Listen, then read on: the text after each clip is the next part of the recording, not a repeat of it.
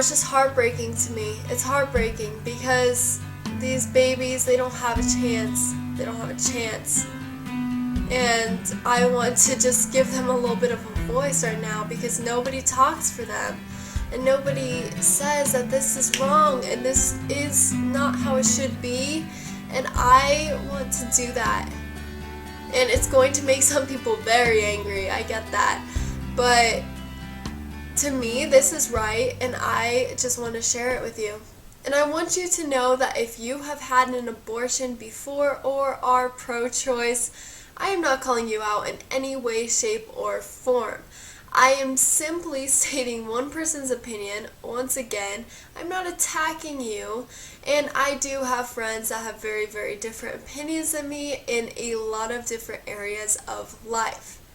That being said, let's just jump into the video and make this a space where nobody is hateful about this in any way, because I made this channel so I could share myself with you, and I could share the things that I enjoy with you and the things I am passionate about with you, and I never really wanted to make this a political place. However, this is something that I am very passionate about, so I'm going to be sharing it with you. I am presenting one side of the argument, and I see people post about pro-choice and pro-abortion all the time, like on a daily, multiple posts, and I never ever see anybody talk about pro-life because it is a very unpopular opinion.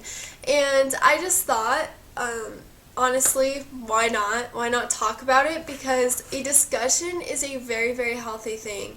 Between two people that have differing opinions, a discussion can be very, very great, and you can learn a ton about other people, how they think and how I think. Hopefully this video will give you a little bit of perspective about people who think like me.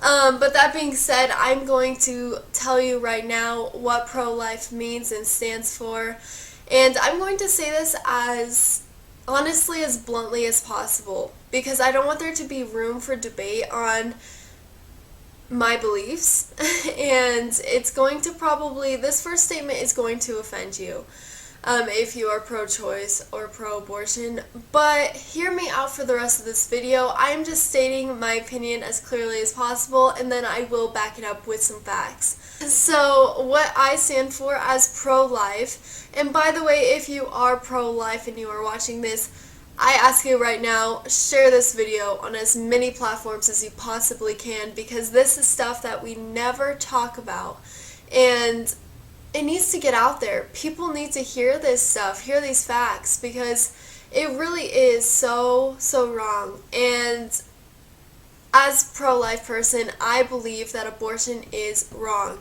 period.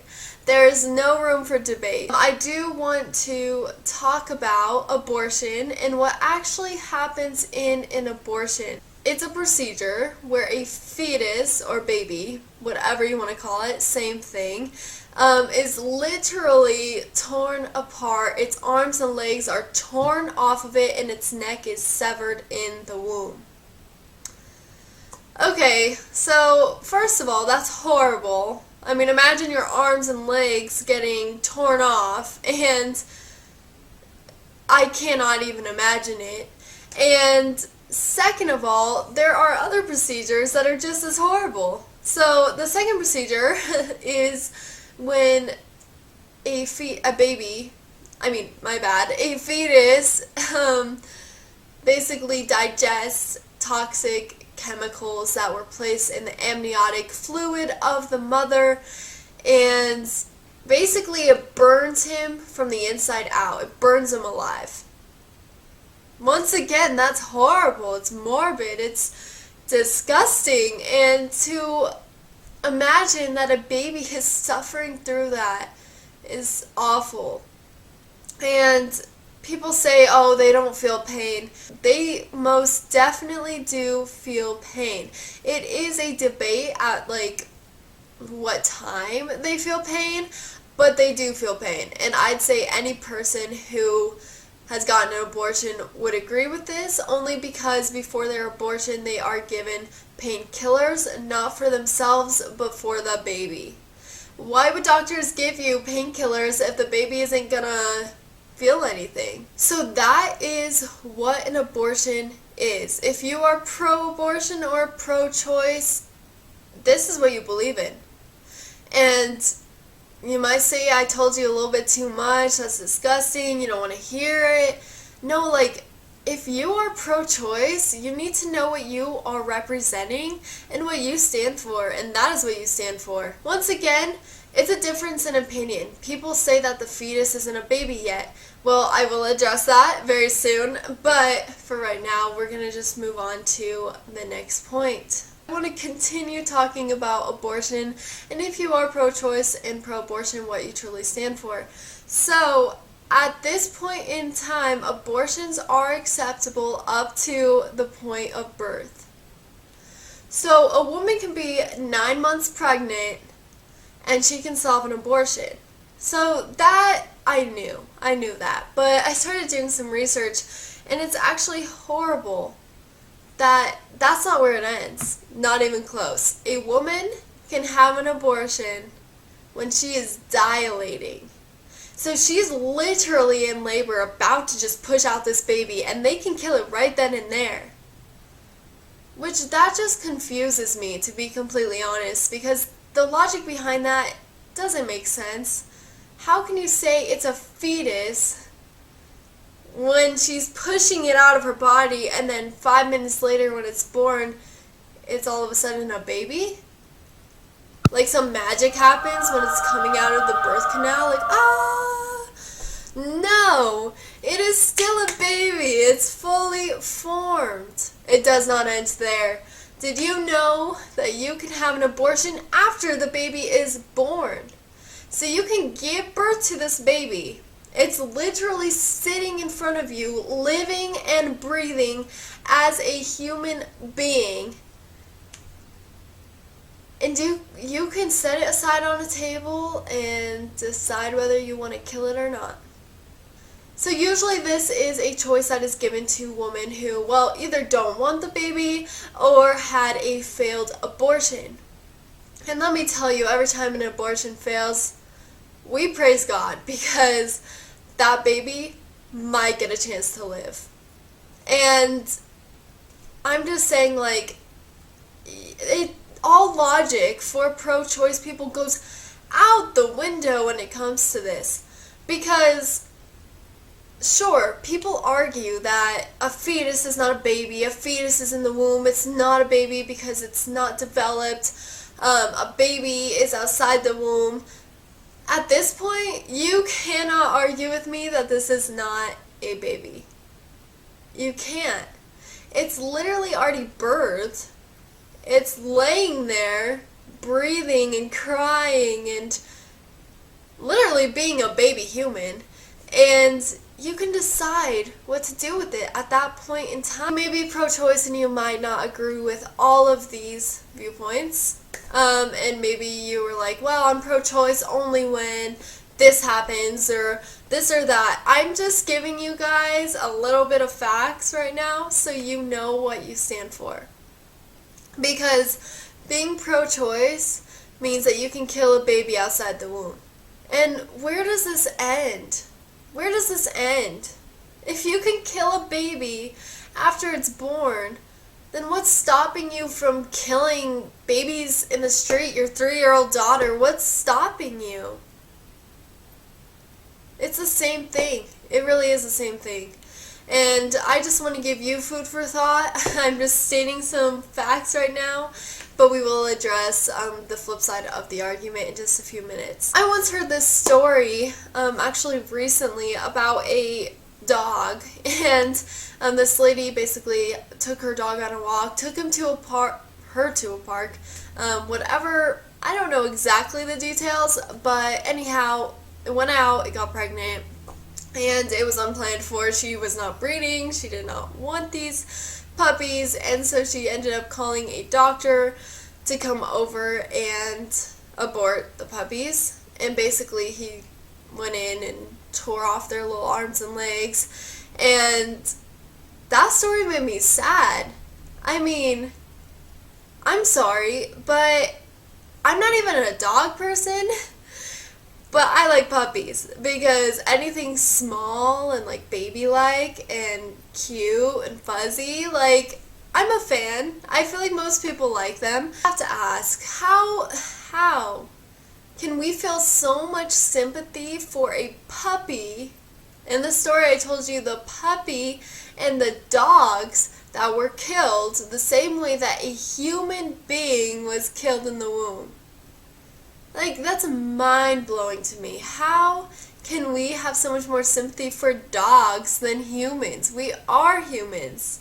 To be completely honest, that story about that dog was completely made up. I have never heard a story like that in my entire life. I mean, to be fair, it probably has happened in the world, so was I really lying? No, but, yeah, like, that story wasn't even real, and yet you probably felt more sympathy for those poor puppies than for your own child. So this one is for the people who believe that a fetus in the womb is not a human. This is arguable. I mean, I think it's a human because it's going to be a human and it has that opportunity to live just like you and I. However, people do argue this, and I want to give you a few facts. Did you know that the cardiovascular development, including a baby's heart, starts after 3 weeks of conception?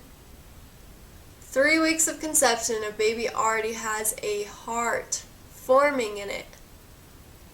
After 4 weeks of conception, a baby's brain begins to grow. So, let me ask you a question then about human life. What makes you a human? What makes a human a human? And I was thinking about this a lot before I made this video, and I was just thinking, like, what do we all have in common? The only thing I can think about is a mind and a heart.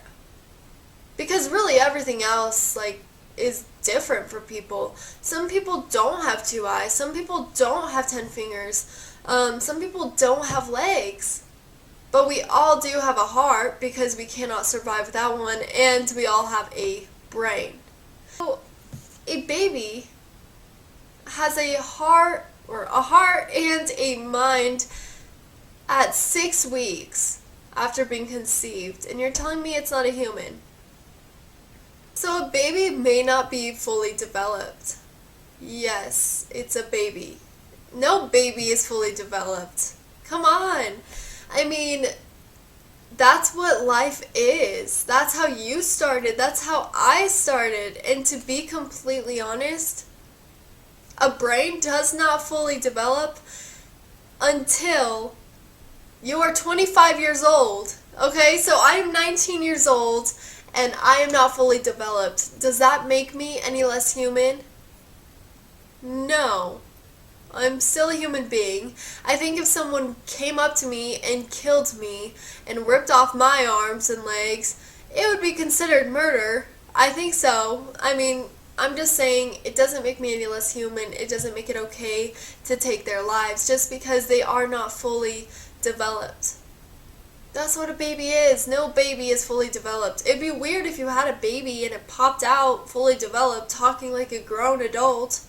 That would be so weird. I mean, I'm kind of here for it. That'd be kind of cool. But also, so weird, okay? One more argument that I have researched a lot is the argument that if a baby cannot survive on its own, it should be killed.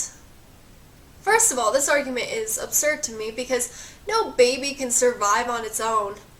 If you're a mother and you leave your children, I mean, even 4 or 5 years old, for a week, 2 days, they're goners. Like, that's how it is with a baby. No baby can just live on its own. You don't see babies coming out of the womb being like, hey mom, I'm buying a car today and I'm buying a house. Peace out, home slice. I hope they're not meant to survive on their own. And that brings up a lot of questions.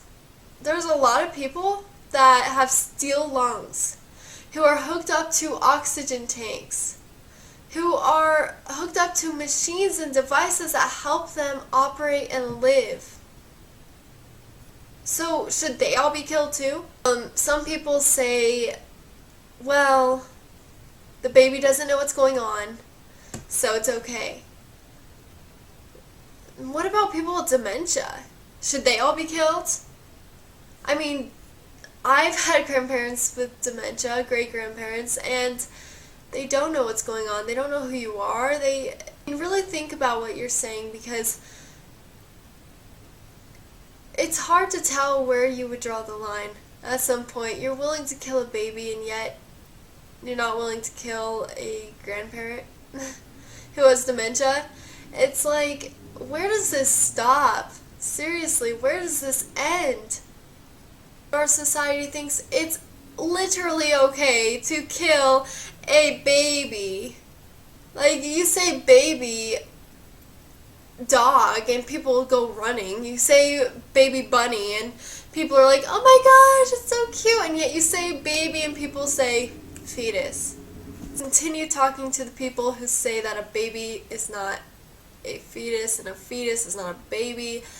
To me, they're the same thing.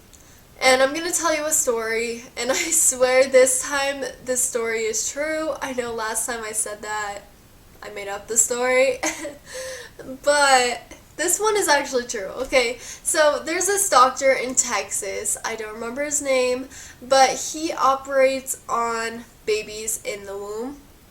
And he's not like an abortion specialist, nothing like that. He actually just takes the baby if he sees that they have some kind of tumor that is going to affect them or their birth. Then he will take the baby out of the womb, operate on them like a full-grown human. I mean, just operate on them like a normal human being. And then he puts them back in, reseals the female, and then the baby is born regularly. Was it a baby when it came out, and then a fetus when it was resealed? And then, like, it doesn't make sense to me, because he was doing a full procedure and operation on this baby that he would have done on a infant, on a 3-year-old, on you, if you had the same tumor. And yet, we're gonna say that it's not a baby, but he sure treated it as one. What defines a baby to you? You know, like, really think about it. Like, is a baby when the fetus comes out of the birth canal? Does that make you human? If so, then what about C-sections? You know, like, C-sections, the baby comes out, but not through the birth canal. So are those children not humans? It's just confusing to me, because this baby that he operated on was taken out of the womb. So yes, it was out of the womb. If that's what you define a baby as, then yes, that was a baby then. And he operated on it and then put it back in the womb, and then all of a sudden it's a fetus again, I guess. And then it was birthed. So it's just confusing to me, because what are the rules here? I want to mention very quickly that Planned Parenthood is so against any mother seeing inside the womb. They don't like ultrasounds. They don't like you seeing the heartbeat. They're so against ultrasounds because they want to hide it from you. They want to hide what is inside the womb, and they want people to live in ignorance. And that is very sad to me, because that is one of the miracles of life. I also want to point out that they do have survival instincts, even at the smallest of size. I was watching a video on abortion. Horrible. I mean, I personally wouldn't recommend it, because it is so sad and you will be scarred for life. But also I highly, highly recommend it, because if you are struggling with this controversy, then go watch it. You can see for yourself how these babies are taken out of the womb, and it is gruesome and it is horrible. But you'll also notice that these babies want to survive. In a lot of the videos, they'll be going up to get them, basically, and abort them. And you see the baby, like, jumping back. Like, it's trying to get away from whatever is trying to get it. It knows that it's in danger and it wants to live, so it jumps away trying to survive. Now tell me, that is not a human. He might not be consciously thinking about survival or, no, wait, I want to have a family one day. He might not be thinking that, but he clearly knows the value of life. Maybe more so than some people. I do want to become a mother and I want to adopt. I cannot wait for that step in life. But it's one of those things, if I had never gotten the chance, you wouldn't have anything. You wouldn't even have a memory, a single memory. You would have been gone a long time ago. You would not exist at this point in time. And I mean, it's just sad because think about these children that are getting killed and think about what they would have wanted if they had a voice. I mean, some of these children could have become mothers and fathers, eventually grandparents. I mean, you just cut off not only their life, but you cut off generations of life. I have some statistics written down. You are carrying a baby for 9 months. 9 months. The average lifespan of a female in the United States is 81.1 years. And if you break that down, 9 months out of your life is 1/100th of your life. And I'm being generous here. Like, actually, it's less than that, but I'm rounding down. I'm sure you would give up 1/100th of your life for your brother or your mother or your dad, your grandparents. You would do that for them because you love them. Just give up 1/100th of your life, birth this baby, give it up for adoption if you really cannot take care of it, but that baby is not responsible for the circumstances. And then there's the people that say they just want to have sex. Well, okay, first of all, you need to be an adult about that decision, because if you want to have sex but you don't want consequences, there's an issue. That's not an adult decision. And hopefully you are mature enough to make that decision. But if you do anything in life, there are consequences to your actions, and you are constantly in a state of deciding what risks you are willing to take for your reward. And if sex is one of those things, and if you are willing to take that risk, then be safe about it. I mean, be responsible first so you don't have to be responsible later. And, I mean, there's birth control. Just use protection if you just want to have sex. And the thing is, if you're willing, I mean, everybody knows that if you have sex, there's always a very small, or big possibility that you could be pregnant. And if you're willing to take that risk, then you have to be willing to take care of the responsibilities. And to be honest, if you're not ready for that responsibility or you don't want to take that risk, then abstinence will never get you pregnant. So, I'm going to talk to you about rape and incest. Because there are a lot of people that believe that abortion is wrong. However, in the case of rape or incest, it is okay and is acceptable.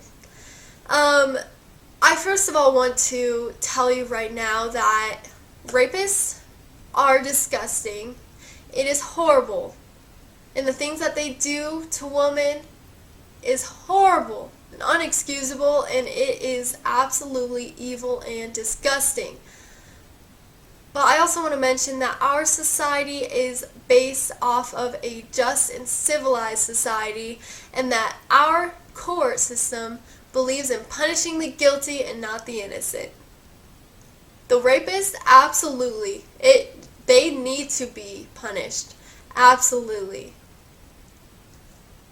But we don't punish innocent babies. That's not how our society works. Same thing for that baby. That baby did not choose its father. It did not. And the rapist should absolutely be punished. but the baby should not. Here's the thing, we all have two parents. And a lot of us have parents that are not the parents we wish they would be. We don't get to choose our parents. I mean, we all have parents. Some of us have parents that are abusive, are in jail, are rapists, are alcoholics, are addicts, and unfortunately, we don't get to choose our parents. And that child did not choose for his father to be a rapist. Just like maybe you did not choose for your father to be an alcoholic. And you have to remember that if you are in that situation and you are pregnant, that baby, sure, he or she is 50% of that rapist, but they're also 50% you. And they are your son and daughter. And they did not choose for that to happen. And they did not choose their circumstances. I am not trying to downplay the effects of rape at all. I also want you to remember that for me, if I was in that situation, I would keep the baby. Because it's not the baby's fault. It's not. And that baby will most likely identify with you. They will identify as the child of a rape victim. They will never identify as a child of a rapist. In the US alone, there are over 1 million abortions every single year. 1 million. That's a lot of babies.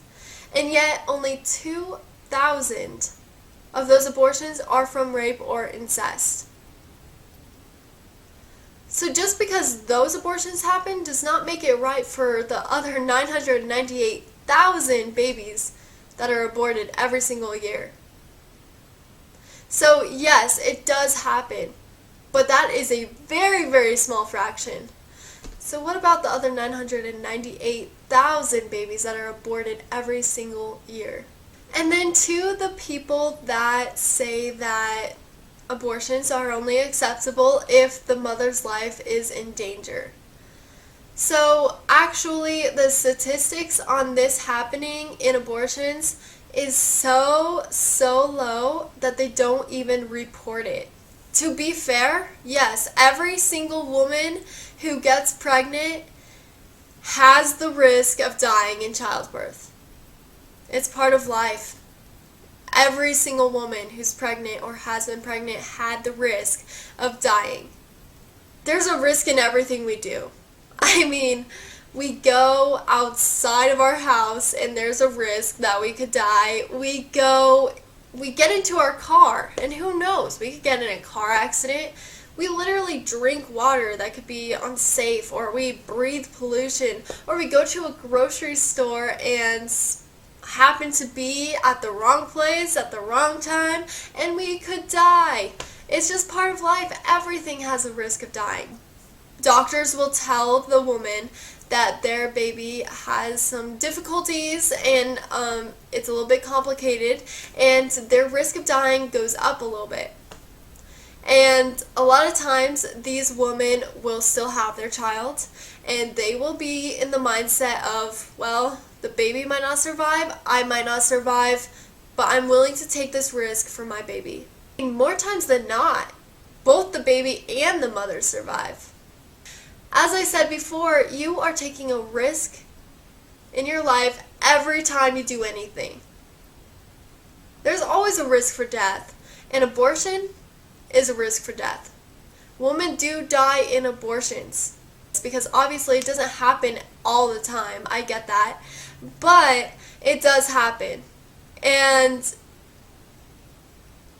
if you are getting an abortion, you have to realize that that is a risk on your health as well. That you could die in an abortion. And I have heard stories from families that have experienced this with their daughter or with their wife, and the baby and the mother both die. And that is so sad to me. That is the saddest thing I ever heard. Because at that point, no one survived.